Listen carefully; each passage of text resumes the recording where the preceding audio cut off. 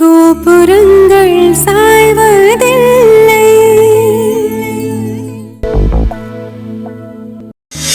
நான் உன்னை லவ் பண்றேன் சிவா. நான் உன் மாமா பொண்ணு, உன்னை கட்டிக்க போறவ. நான் சொல்றத கேட்கறதுல என்ன தப்பு இருக்கு? சிவா, ஏன் இப்படி பண்றீங்க? உன்னையே நினைச்சு வாழலாம்னு நினைச்சேன். ஆனா இப்ப அது முடியாது. என் லைஃப்ல லவ்ங்கிறதுக்கு இடமே கிடையாது. என் அம்மாவும் என் தங்கச்சி எந்த பொண்ணை கல்யாணம் பண்ணிக்கோன்னு சொல்றாங்களோ அவங்கள தான் நான் கல்யாணம் பண்ணிப்பேன். இதை பாரு, நீ தேவையில்லாம உன் மனசை போட்டு குழப்பிக்காத. கண்டிப்பா உனக்குன்னு ஒரு நல்ல மாப்பிள்ளை கிடைப்பான். அவனை கல்யாணம் பண்ணிக்கிட்டு சந்தோஷமா இரு. என்னைக்குமே நீ என்னோட குட் ஃப்ரெண்ட், சரியா?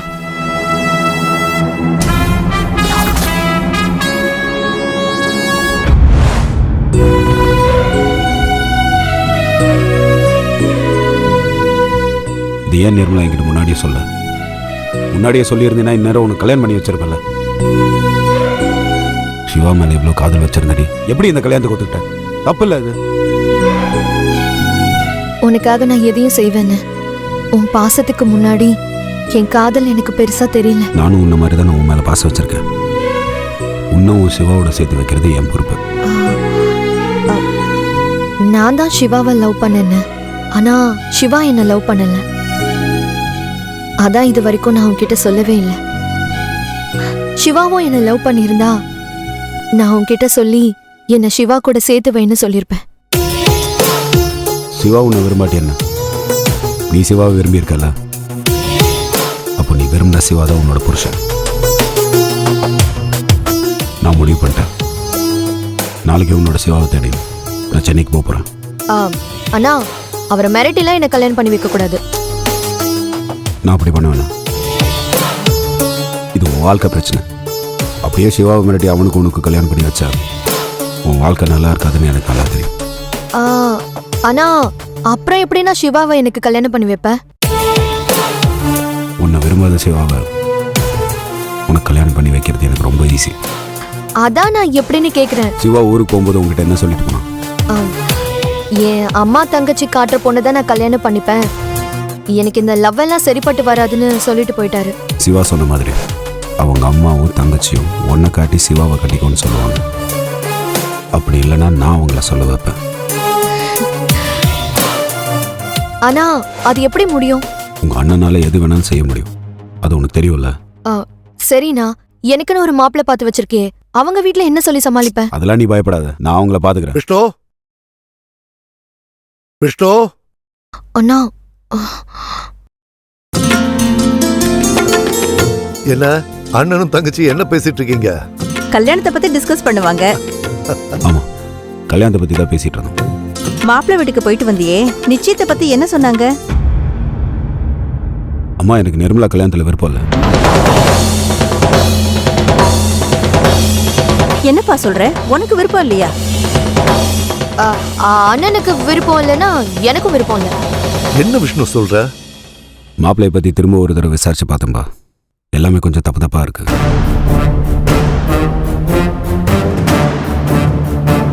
அதனால யோசிக்க வேண்டிய இருக்கு. இந்த கல்யாணம் வேண்டாம். என் தங்கச்சியை கல்யாணம் பண்ணிக்க போறவன் ரொம்ப நல்லவனா இருக்கணும். அப்படி ஒருத்தனை சீக்கிரம் தேடி கண்டுபிடிச்சு அவனை தான் நிர்மலாவுக்கு கல்யாணம் பண்ணி வைப்பேன்.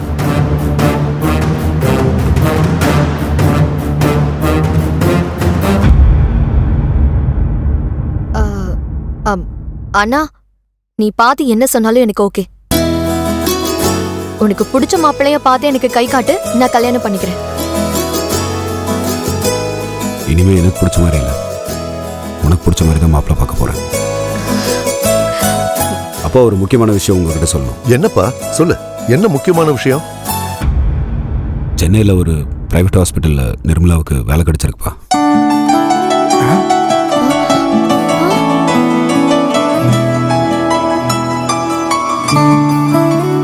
அதான் இமீடியட்டா அங்கே ஜாயின் பண்ணணும்னு ஆசைப்படுறாங்க. சென்னை நிர்மலாவுக்கு புதுசு இல்லையா, அதான் நானும் அவங்க கூட சென்னை போகலான் இருக்கேன்.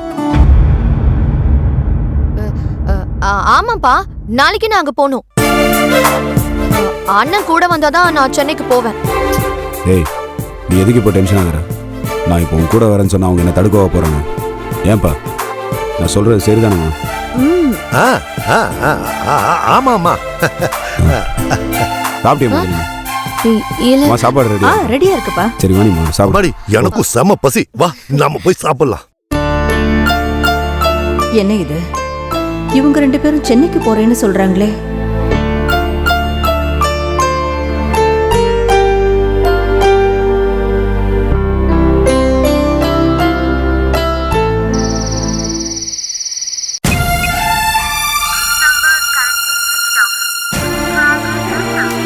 என்னடி போன் ட்ரை பண்ணியா? லைன் போதா இல்லையா? மா ரீடைல் தாம்மா போட்டு வச்சிருக்கேன், லைனே கிடைக்க மாட்டேங்குது.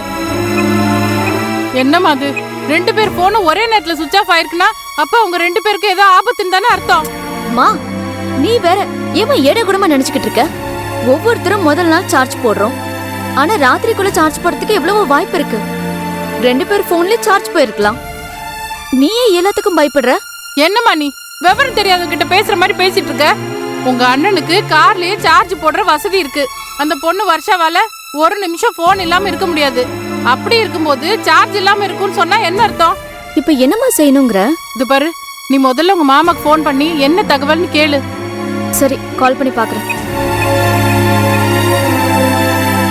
ஐயோ கடவுளே, இப்ப என்ன பண்றதுனே தெரியலையே.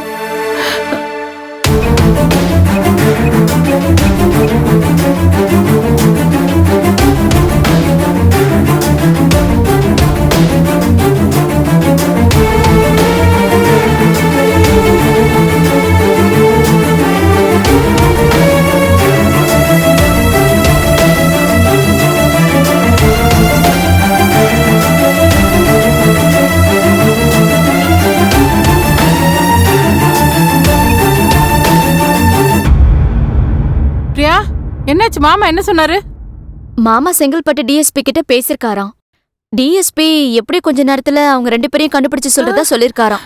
ஐயோ, நான் பயந்த மாதிரியே ஆயிப்போச்சு. இன்னைக்கு ராத்திரி தான் பூஜை பண்ணலான்னு முடிவு பண்ணிருக்கோம்.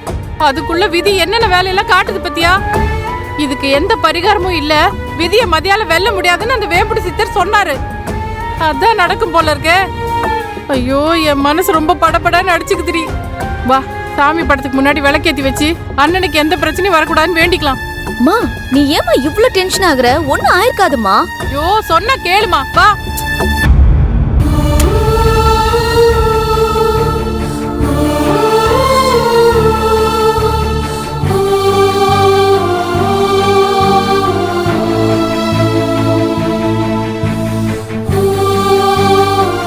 தாயே, எங்க அண்ணனுக்கு எந்த பிரச்சனையும் வரக்கூடாது. எங்க அண்ணன் பத்திரமா வீடு வந்து சேரணும்.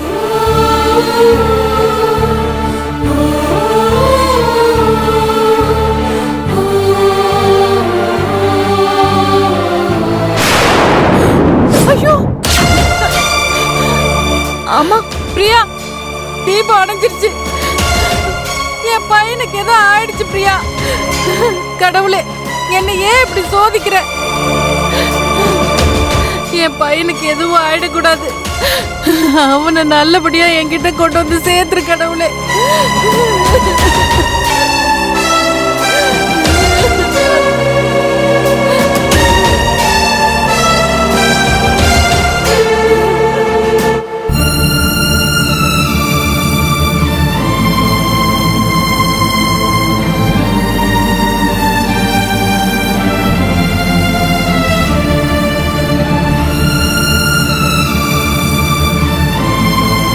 சிவா, என் மேல இருக்கிற கோவத்துல தானே நீ மரத்துல மோதுன. நான் உன்னை அடிமைன்னு சொன்னது சட்டன்னு உன் மனசுல கோவத்தை உண்டாக்கிருச்சு. அந்த கோவத்துல தானே நேரா போய் மரத்துல மோதிட்ட. நான் சும்மா தான் சொன்னேன் சிவா, உன்னை விளையாட்டா டீஸ் பண்றதுக்காக தான் சொன்னேன். நான் சீரியஸா சொல்லல. இங்க பாரு, விளையாட்டு எது சீரியஸ் எதுன்னு உனக்கு தெரியாதா? என்னையும் என் ஃபேமிலியும் அவமானப்படுத்துற மாதிரி பேசுவேன். Shiva, I'm extremely sorry. நான் உன்னோட ஃபேமிலியை நான் ரொம்ப மதிக்கிறேன். ஜஸ்ட் என் மனசுல அந்த நேரத்துல அப்படி ஒரு வார்த்தை வந்துருச்சு. என்ன மன்னிச்சிரு. அந்த வார்த்தை என்ன எவ்வளவு ஹர்ட் பண்ணுச்சுங்கிறது தெரியுமா? நான் எவ்வளவு வேதனைப்பட்டேன்றது உனக்கு தெரியாது. எனக்கு என்ன நானே ஏதோ பண்ணிக்கணும்னு தோணுச்சு. அதான் தப்பா பேசிட்டு மன்னிச்சிருன்னு சொல்றேன்ல.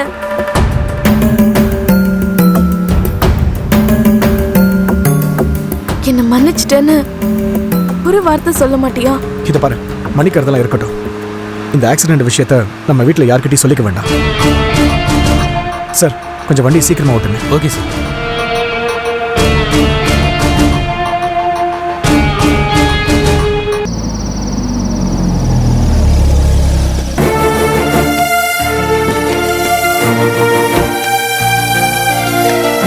அவங்க வருவாங்க, அவங்களை ட்ராப் பண்ண இருங்க. சரிங்க சார். நான் சொன்னதெல்லாம் ஞாபகம் வச்சிருக்கல வர்ஷா? வா.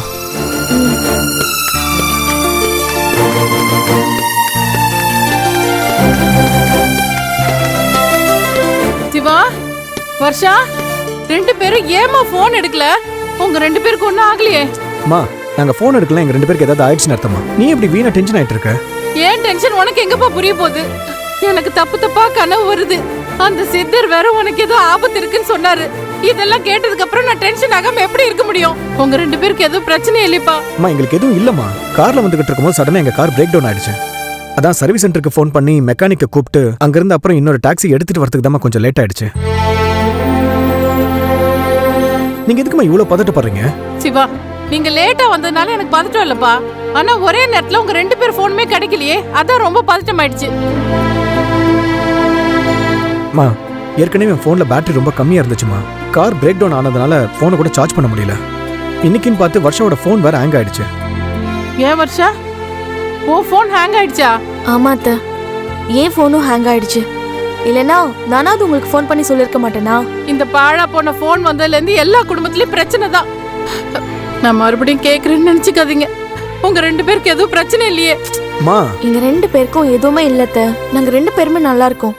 வர்ஷா, அப்பாவும் அம்மாவும் உன்னை தேடிட்டு இருக்காங்க. நீ முதல்ல கிளம்பி வீட்டுக்கு போ. உன்னை பார்த்தாதான் அவங்க மனசு நிம்மதி அடையும். நீங்க முன்னாடி போங்க, நாங்க எல்லாரும் கிளம்பி பூஜைக்கு வந்துடுறோம். சரிங்க அத்தை, நான் கிளம்புறேன். வந்துருங்க. வரேன். வாமா, நம்ம ரெடி ஆகலாம். சிவா, சாரி, மனசுல எதுவும் வச்சுக்காத. பரவாயில்ல, இருக்கட்டும். போயிட்டு வா.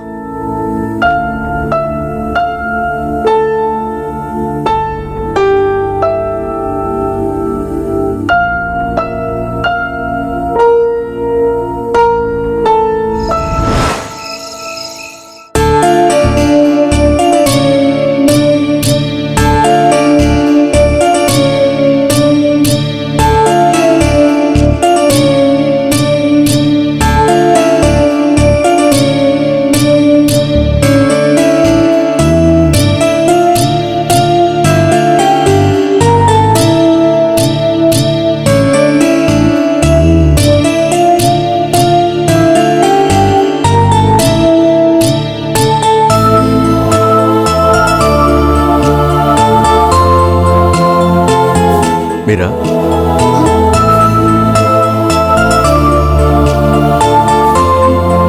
என்னம்மா அப்பா சாப்பிட்டீங்களா, மாத்திரை போட்டுட்டீங்களான்னு கேட்ப, இன்னைக்கு எதுவுமே கேட்கல. ஏன் இன்னைக்கு ஒரே டென்ஷனாவே இருக்க? என்னம்மா ப்ராப்ளம் சொல்லு. சிவா ஊருக்கு போறேன்னு போனாருப்பா. அதுக்கப்புறம் ஃபோன் எதுவுமே வரல. ஃபோன் சுவிட்ச் ஆஃப்னு வருது. ஃப்ரெண்டு கிட்ட பேசினா இன்னும் ஊருக்கு வரலன்னு சொல்றாங்க. அதான் டென்ஷனா இருக்கு. ஓ, ரொம்ப நேரம் ட்ரை பண்ணியும் கிடைக்கலையா? ஆமாப்பா. அப்பா, சிவா தான். பாத்தியா, மாப்பிளைக்கு 100 ஆயுசு. பேசும்போதே பண்ணிட்டாரு. பேசு பேசு பேசு பேசு.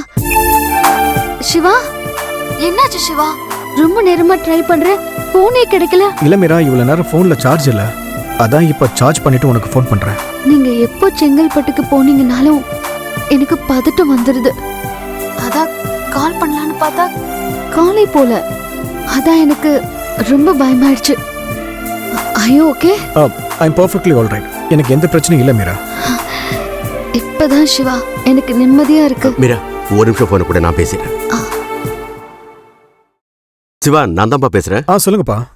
என்னப்பா பாவம் மீரா உன்னை போன்ல பிடிக்க முடியலன்னு ரொம்ப துடிச்சு போயிட்டா. ரெஸ்ட்லெஸ்ஸா இருக்கா. சரியா சாப்பிடல, டீ காஃபி கூட குடிக்கலன்னா பாருங்களேன். அப்பா, மீரா எனக்காக எவ்வளவு ப்ரேஸ் பண்றா. சோ எனக்கு கண்டிப்பா எதுவும் ஆகாது. நீங்க அவளை எதுக்கும் பயப்பட வேணாம்னு சொல்லுங்க. கண்டிப்பாப்பா சொல்றேன், கண்டிப்பா சொல்றேன். பக்கத்துல மீரா இருந்தா கொடுங்க. உங்ககிட்ட பேசணுமா? மீரா, நான் பூஜையை முடிச்சு காலையில் சென்னைக்கு வந்துடுறேன். அப்புறமா வந்து உன்னை மீட் பண்ணுறேன், சரியா? சரி, குட் நைட். Good night.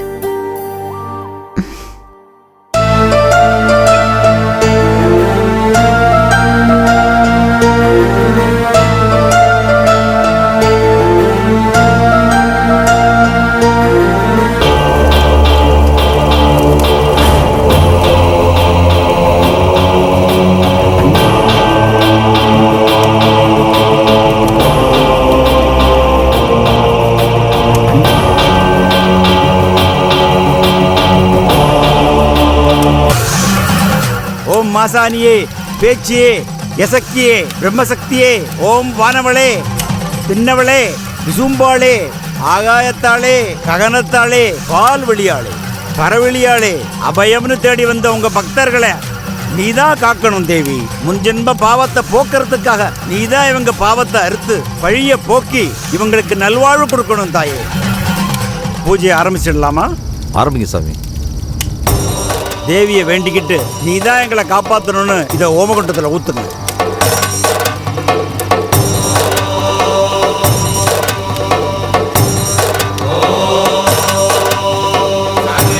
நீ தான் காப்பாற்றணும் தாயே.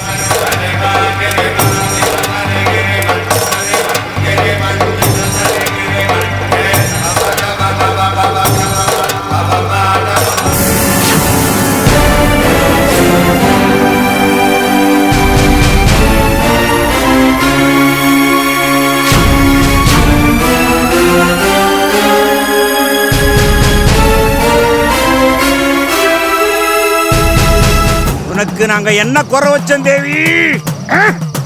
மோசாணி தாயே, என்ன ஆச்சு உனக்கு? என் விரதம் உனக்கு பத்தலையா? நான் சொன்ன மந்திரம் உனக்கு போதலையா? என்ன குறை உனக்கு? இந்த பூஜையை பண்ணும்போது அபசகனமா அறிகுறி காட்டுற? என்ன நம்பி வந்திருக்கிற உன்னோட பக்தர்களுக்கு நான் நல்லது செய்யணும்னு உனக்கு தெரியாதா? இப்ப நான் செய்யற இந்த பூஜையை நீ ஏத்துக்கணும். இது என்னோட ஆணை. ஏதாவது குற்றங்குறை இருந்தா மன்னிச்சுட்டு தாயேன்னு வேண்டிக்கிட்டு மறுபடியும் நெய்யை ஊத்துங்க.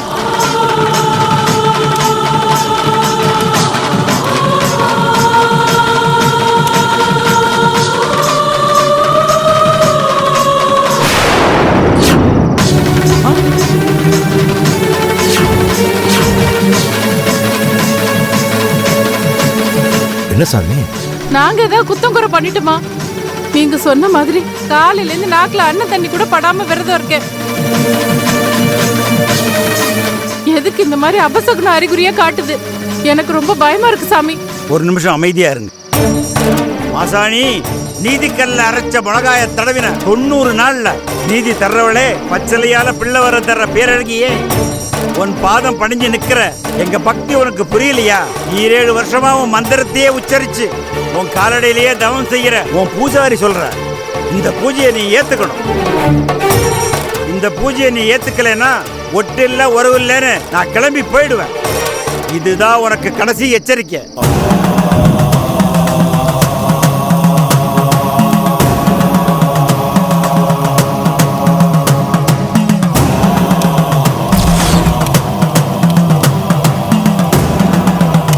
இப்ப நெய்யை எடுத்து ஊத்துங்க.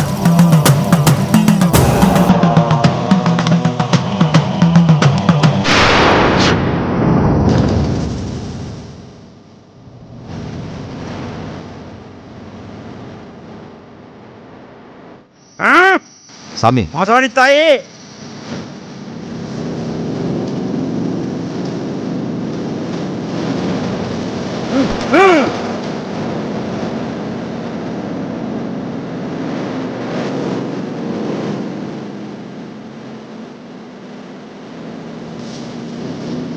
உடம்புல ஏதாவது ரத்த காயம் இருக்குதா?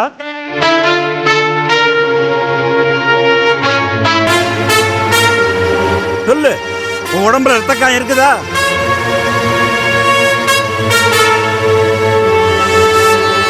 உன் உடம்புல ரத்த காயம் இருந்ததுன்னா இந்த பூஜையில நீ கலந்துக்க கூடாது. அப்படி உடம்புல ரத்த காயம் இருந்துச்சுன்னா அத மாசாணி ஏத்துக்க மாட்டா.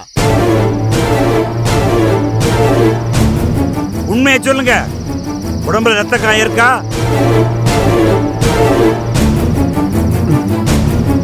ஆமா சாமி.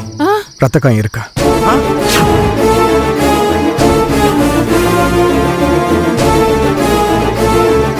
இந்த பூஜைக்கு நான் வரும்போது எனக்கு ரோட்ல ஆக்சிடென்ட் ஆயிடுச்சு. ஐயோ, அதனால இங்க கட்டு போட்டிருக்காங்க.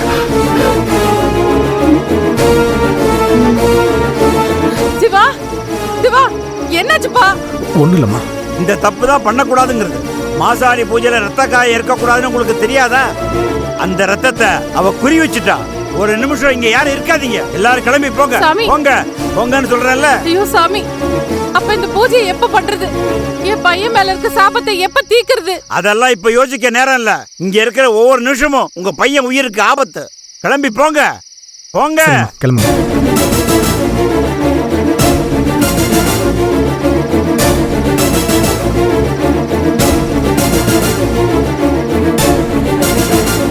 நானும் அப்பாவும் உன் கூடயே சென்னைக்கு வந்துடுறோம்ப்பா. நான் மட்டும் இங்க தனியா இருந்தா என்ன பண்ண போற? நானும் உங்க கூடயே கிளம்பி வந்துடுறேன். எனக்கு என்னமோ என் கனவு பழிச்சிருமோன்னு பயமா இருக்குன்னு. இந்த பார், என்ன ஆனாலும் சரி, முடிவு பண்ண நாள்ல இந்த கல்யாணம் நடந்தே தீரணும்.